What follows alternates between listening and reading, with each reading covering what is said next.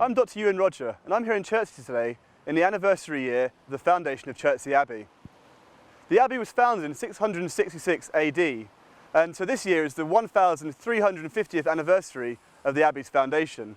In all those years, the Abbey's seen a lot of history, from Anglo-Saxons through Viking raids, medieval tiles, and Tudor destruction. So we've come here today to learn a bit more about what life was like here in the past. Chertsey Abbey was the first monastery to be founded in Surrey, and by Tudor times it had grown to be the 5th largest in the entire country. Now, a monastery is where monks lived and worshipped, but none of the buildings really survive.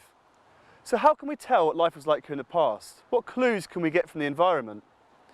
I'm here with Shurlock today, named after the Victorian archaeologist, who's going to help me make sense of some of these clues. As you can see, Shurlock's been hard at work already, and he's found us a ditch. Now, this ditch I'm stood in today is the exact same ditch that the Anglo-Saxon monks would have dug 1,350 years ago to drain the marshy higher ground to make it suitable to build on. It looks like Shurlock's discovered a new feature. What do you think it could be?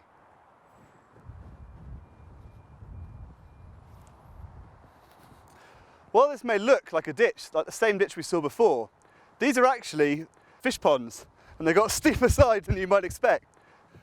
Fish were really important to the Abbey and made up most of the monks' food source. In fact, even taxes could be paid in fish, and every year the Abbey received 325 eels sent from Byfleet. Nowadays, only 3 fish ponds survive, but in medieval times and Anglo-Saxon times, there would have been up to 7 fish ponds at any one time. And as you can see, they've got no water in.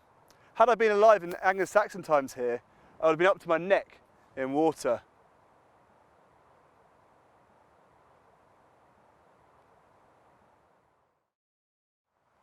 It looks like Shurlock's found another new feature. This is the Abbey River, which runs off the Thames, leaving the Thames near Thorpe Park and rejoining it again near Chertsey Bridge. The monks either dug this river themselves, or they may have expanded a previous stream that was already here. So there are 3 main things the monks could use the water from the river for. The first is for food and drink, but I'm not sure I'd want to drink this water.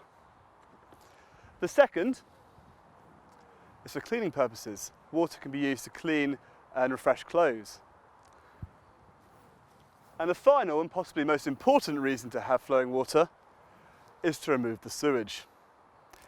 Now, it's really important you know which way a river flows, because you want to get your drinking water from the fresh end and make sure your sewage is downstream. Have a look at the river. Which way is it flowing? Which end would you get your fresh water from, and where would you put your sewage? It can be quite tricky to work out which way a river flows. One way we might do it now is to play poo sticks. So let's try and see if we can work out which way it's going. Off the poo goes. I'm glad we figured that one out. I'm not sure I'd want to drink my own sewage. That sewage is a problem for the next village down now. So Shurlock's found the most important part of the Abbey ruins. This is the only part of the Abbey that still survives to the present day. The Abbey's had a pretty tough time of it over the years. Shortly after its foundation, in the 10th century, the Vikings attacked. They burnt down the main church 3 times, and on one occasion killed 90 monks. The Abbey recovered, and by the 13th century was producing fantastic tiles, some of which can be seen at the British Museum. And by the 15th century, it was so lavish that Henry VI wanted to be buried here when he died. By Tudor times, the Abbey was very, very wealthy, and Henry VIII saw that and wanted that money for himself. During the dissolution of the monasteries, he took all of the Abbey's wealth, but not only its wealth, but its stones. Many of the tiles, the famous tiles, along with the masonry work, were taken by Henry VIII to build his new palace nearby at Oatlands in Weybridge. Henry left the Abbey in ruins, a situation that was made worse by local villagers coming and stealing the stones to build their own houses. As a result, these stones are all we have left of the once proud Abbey.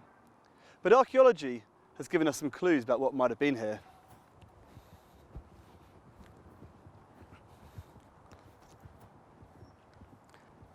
Excavations on this site found 2 ovens, thought to be for cooking bread.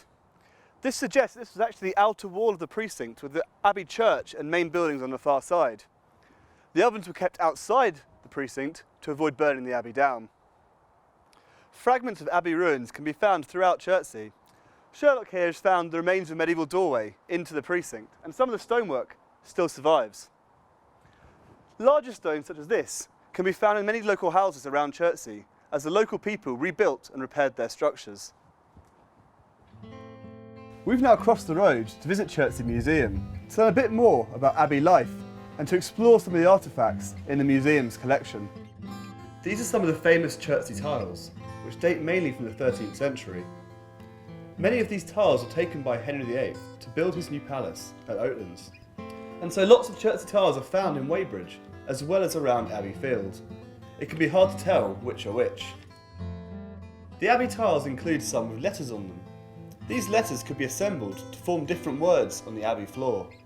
Many of the tiles were heavily damaged in the move from Chertsey to Oatlands, but some survive fairly intact, to show us how splendid they would have been. Some tiles feature animals, people and grotesques, creatures who are half animal and half human, alongside romance and historical figures. It was not just tiles that Henry VIII took, but also bits of worked masonry from the church, and movable goods such as pewter plates and jugs. Here at Chertsey Museum, one of the finest objects in the local history collection is this Viking sword, found in the Thames just down the river from Chertsey Abbey. Now this may have been dropped by a Viking during a raid on the abbey, or it may have been placed in the river to appease the river gods. What's interesting about this sword is it has the name Ulfbert written down the blade. Now Ulfbert was a famous German sword maker, but our Chertsey sword is quite different. The name on the sword is spelt wrong. Surely a German sword maker wouldn't spell his own name wrong, so what we may have instead here is a local copy, created as a fake to try and replicate the famous Ulfbert swords. So here in the gardens at Chertsey Museum, we've got a really nice example of one of the monks' coffins from the abbey. Now, several of these were found when they were excavating the site, and their sheer size and magnificence demonstrates just how wealthy the abbey became. I hope you've enjoyed our trip around Chertsey Abbey today. If you've been interested and would like to learn more, why not come down and experience it for yourself? Either visit the abbey site or pop into Chertsey Museum and see what they've got on offer. Now, has anyone seen Shurlock?